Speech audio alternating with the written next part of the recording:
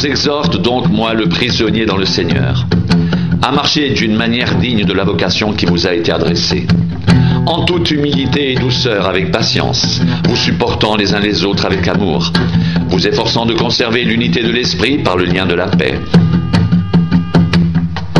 Il y a un seul corps et un seul esprit, comme aussi vous avez été appelés à une seule espérance par votre vocation.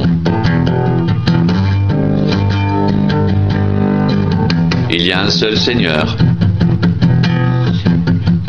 une seule foi, un seul baptême, un seul Dieu et Père de tous, qui est au-dessus de tous, et parmi tous et en tous. Mais à chacun de nous, la grâce a été donnée selon la mesure du don de Christ. C'est pourquoi il est dit, étant monté dans les hauteurs, il a amené des captifs et il a fait des dons aux hommes.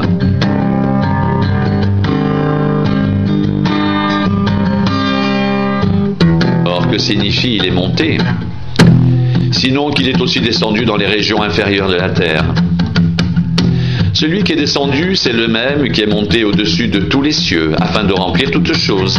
Et il a donné les uns comme apôtres, les autres comme prophètes, les autres comme évangélistes, les autres comme pasteurs et docteurs, pour le perfectionnement des saints, en vue de l'œuvre du ministère et de l'édification du corps de Christ, jusqu'à ce que nous soyons tous parvenus à l'unité de la foi et de la connaissance du Fils de Dieu, à l'état d'homme fait, à la mesure de la stature parfaite de Christ.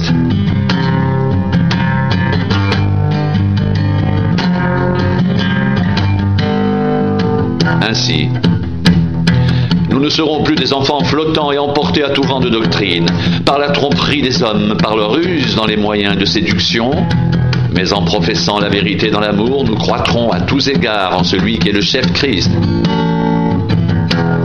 C'est de lui et grâce à tous les liens de son assistance que tout le corps bien coordonné, formant un solide assemblage, tire son accroissement selon la force qui convient à chacune de ses parties et s'édifie lui-même dans l'amour.